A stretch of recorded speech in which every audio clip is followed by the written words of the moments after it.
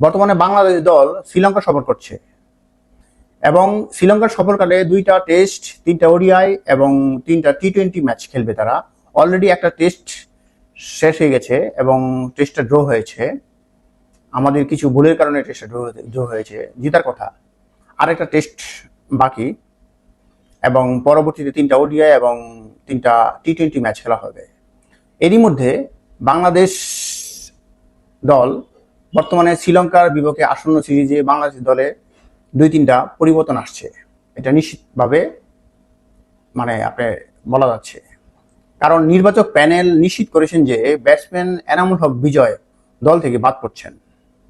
এটা মোটামুটি নিশ্চিত, কারণ তার ধারাবাহিক পারফরমেন্সের কারণেই বাদ পড়ছেন। অন্যদিকে অভিজ্ঞ অলরাউন্ডার সাকিব আল হাসান দলে ফিরছেন। ইনজুরি কাটিয়ে এবং ব্যক্তিগত বিরতি শেষে তিনি আবার মাঠে নামতে প্রস্তুত। তবে তার ফেরা বাংলাদেশ দলের ব্যাটিং এবং বোলিং দুই বিভাগই বড় শক্তি যোগাবে, এটা নিশ্চিত বলতে পারেন। এছাড়াও স্পিন অলরাউন্ডার মেহেদী হাসান মিরাজও দলে ফিরছেন।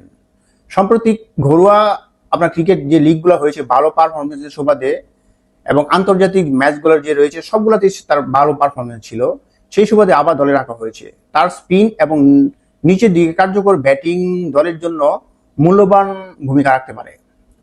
টপ অর্ডারে বিশেষ করে টেস্ট ক্রিকেটের পরেই কিন্তু ওডিআই এবং টি-20 শুরু হবে। টপ অর্ডারে কিছু পরিবর্তন আসতে পারে, যেমন টপ অর্ডারে জায়গা পেতে পারেন নাইম শেখ, জায়গা পেতে পারেন, কারণ আপনার ডিপিএল এবং বিপিএল এ দারুণ পারফর্ম করেছেন নাইম শেখ। নির্বাচকরা আশা করছেন নাইম শেখ শুরুতেই আক্রমণাত্মক ব্যাটিং এনে দিতে পারেন, যা লঙ্কান বোলারদের চাপে ফেলতে পারে। এবং পেস আক্রমণেও বিশেষ করে টেস্টে আমাদের পেস আক্রমণ তেমন একটা ভালো ছিল না। আবাদত হোসেনকে আপনার পেস আক্রমণে জায়গা দিচ্ছে, এই নির্বাচক প্যানেলটা নিশ্চিত করেছেন। দীর্ঘদিন পর তিনি সম্পূর্ণ ফিট হয়ে ফিরছেন এবং তার গতিময় বোলিং বাংলাদেশের বোলিং লাইনআপকে আরো শক্তিশালী করবে। কারণ টেস্টে আপনার আক্রমণাত্মক বোলিং এর পাশাপাশি লাইন লেন্থ সবকিছুই সঠিক হতে হয় এবং অনেকক্ষণ দীর্ঘক্ষণ বল করতে হয়। আবাদত হোসেন টেস্টের জন্য পারফেক্ট একজন বোলার বাংলাদেশের জন্য। সংক্ষেপে বলা যায়, বাদ পড়ছেন এনামুল হক বিজয় এবং টেস্ট থেকে আপাতত বাদ পড়ছেন জাকির আলী অনিক। কারণ জাকির আলী আপনার টি-20-র জন্য ফিট বা ওডিআই এর জন্য ফিট বলা যেতে পারে, কিন্তু টেস্টের জন্য একেবারেই আনফিট। কারণ এই 2-1টা ম্যাচে আপনারা লক্ষ্য করেছেন যে আপনার জাকির আলী তেমন একটা পারফরমেন্স করতে পারছে না, আর এনামুল হক তো একেবারেই পারছেন না। যার দরুন দলে ফিরছেন সাকিব আল হাসান, মেহেদী হাসান মিরাজ, আবাদত হোসেন এবং নাইম শেখ।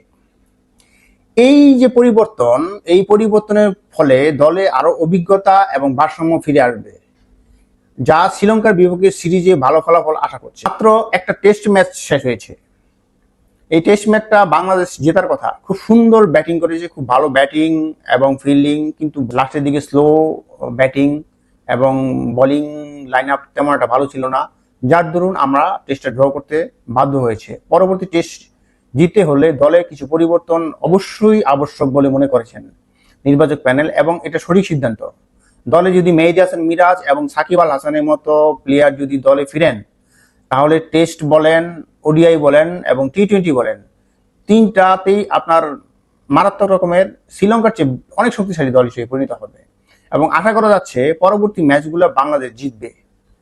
এটা মোটামুটি আপনার ক্রিকেটে তো 100% বলে কিছু নাই, তারপরে মোটামুটি ব্যালেন্স টিম হিসেবে ধরা হচ্ছে। যদি আমার এই ভিডিওটি আপনার কাছে ইনফরমেটিভ মনে হয়, তো অবশ্যই সাবস্ক্রাইব করুন। আপনার দিনটি শুভ হোক, সবাইকে ধন্যবাদ।